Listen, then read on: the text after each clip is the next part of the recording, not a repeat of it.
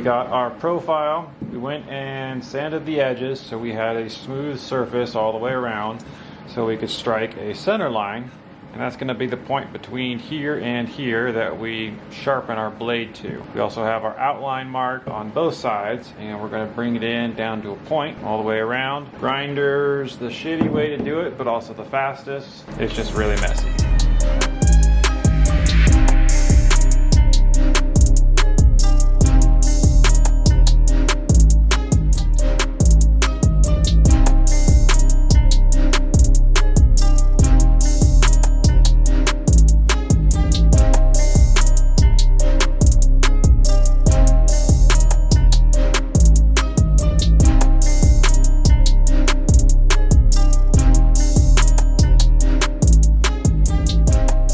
We're at an impasse. I have to select the wood I want to use for the chain. The question is, do I want to do something soft so that it's easy to work with, or something hard so that's a little more durable? But I'm doing 8 feet. 8 feet of wood chain. I got to do it in 2 sections, 2 4-foot sections. I'm going to do probably 3 feet, just because once you kind of take it apart and stretch it out, it'll be 4 feet, and so I don't have to do 4 feet, I can do 3 feet. It's gonna be a lot of work either way.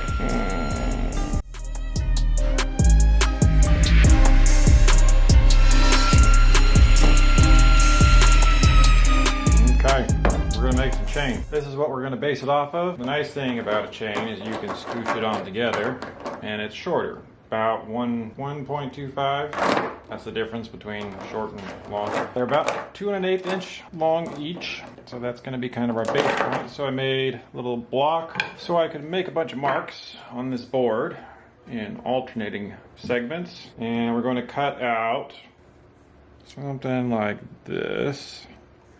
So we're left with this center plus sign looking thing. Set your depth this way and your height to be the same, and you're going to run it through on all 4 sides. It'll look like this.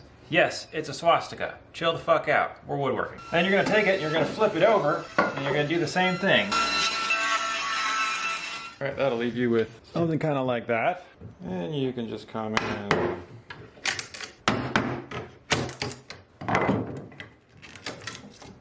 take them off pretty quickly.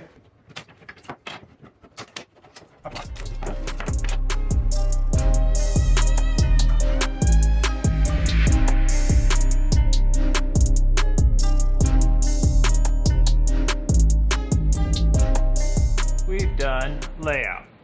It is all drawn in. I went ahead and made this little template so it goes edge to edge. Also recessed the sides so you get your pencil in there, and you got to mark all of them so you can see your chain.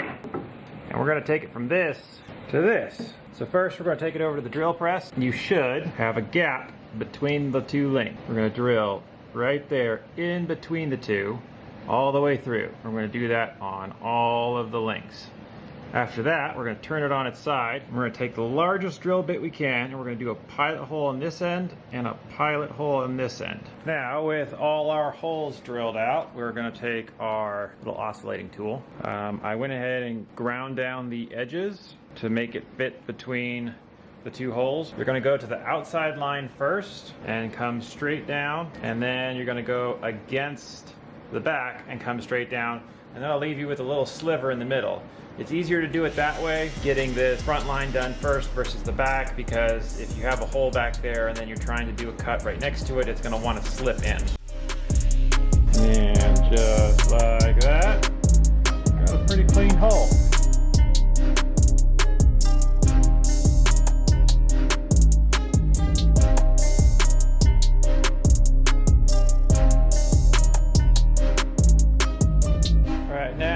Where we have our lines in between the chains, we're going to cut into it up to this part, all the way around. All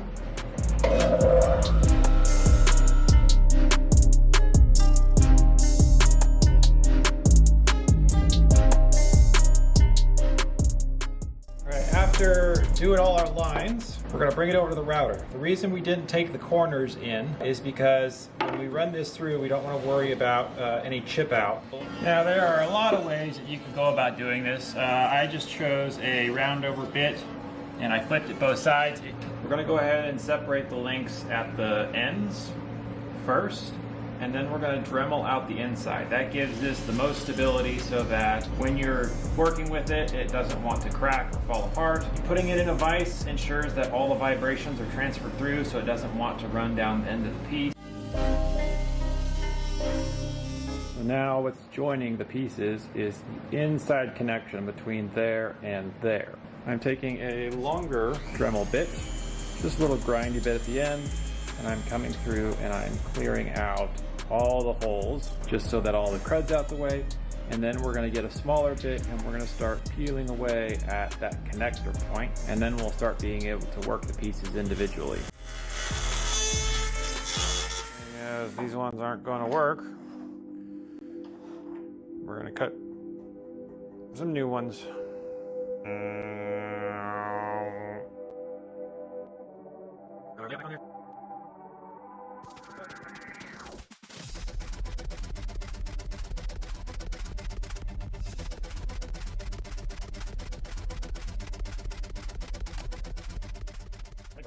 Oh, sneaky piggy.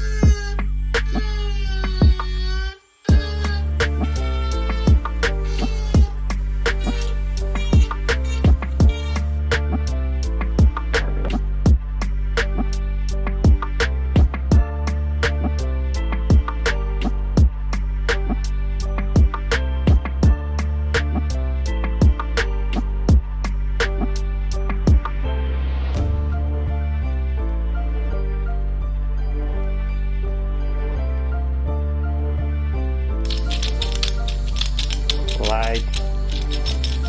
Burn. Thank you. It's char.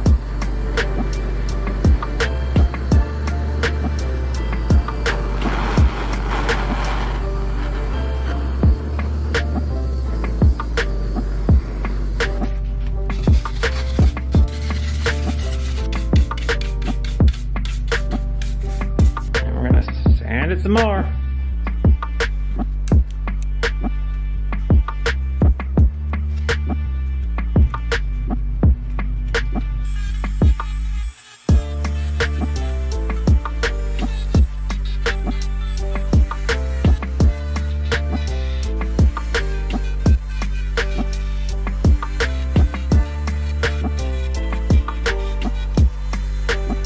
Got this section carved out, and we're going to take a little bit of sand and paper to it, clean it up, drill our hole.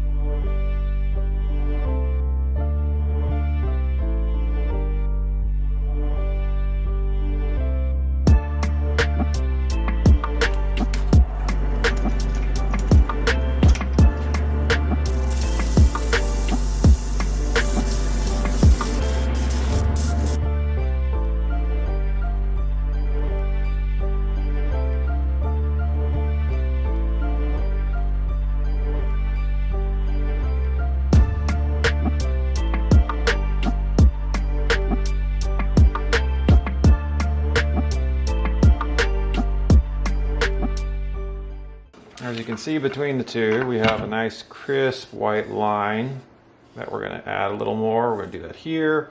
This is faded a lot more. That's going to come from doing a little bit more sanding.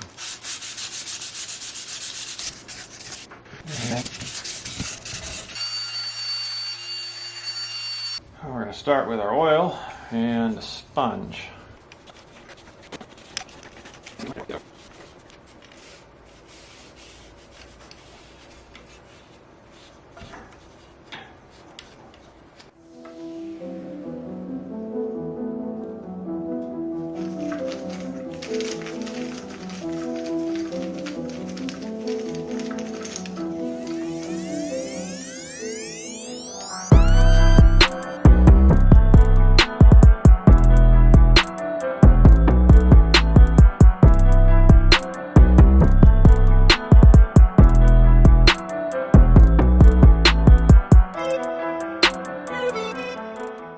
If you like this video, consider giving me a like and a subscribe. I make cool shit with wood, like this tree, which you just got done with. More stuff to come. Thanks for watching.